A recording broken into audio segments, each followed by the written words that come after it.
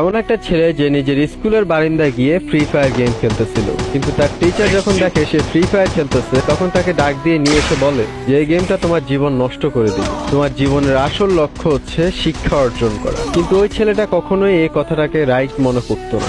Even সে তার টিচারে অবাধ্য হয়ে প্রতিদিন গেম খেলতো।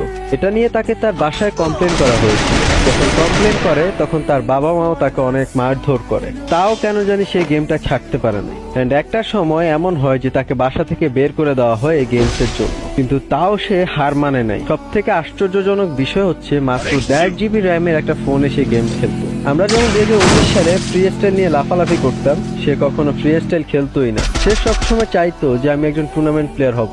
আসলে সফলতা কখনো বলে আসে না, ঠিক তেমনই ওই ছেলেটাই আজকে 2025 সালে এসে 20 মিলিয়ন সাবস্ক্রাইবারের অধিকারী হয়েছে। শুধু তাই না, তাকে গেরিনা থেকে স্পেশালি অ্যাওয়ার্ড দেওয়া হয়েছে। অ্যান্ড তার প্রতি মাসের ইনকাম 30 লাখ টাকারও বেশি। আর এই কথাটা যখন তার টিচার শুনে তখন সবার আগে এটা বলে যে চেষ্টা কখনো মানুষকে হার মানায়। তুমিও যদি তার মতো একজন স্পোর্টস প্লেয়ার হতে চাও তাহলে আমি বলবো বসে থেকো না, কিছু একটা করো। হয় স্পোর্টস টুর্নামেন্ট অ্যাপগুলো নামাও, যেখানে একটা কিলে 15 টাকা 20 টাকা করে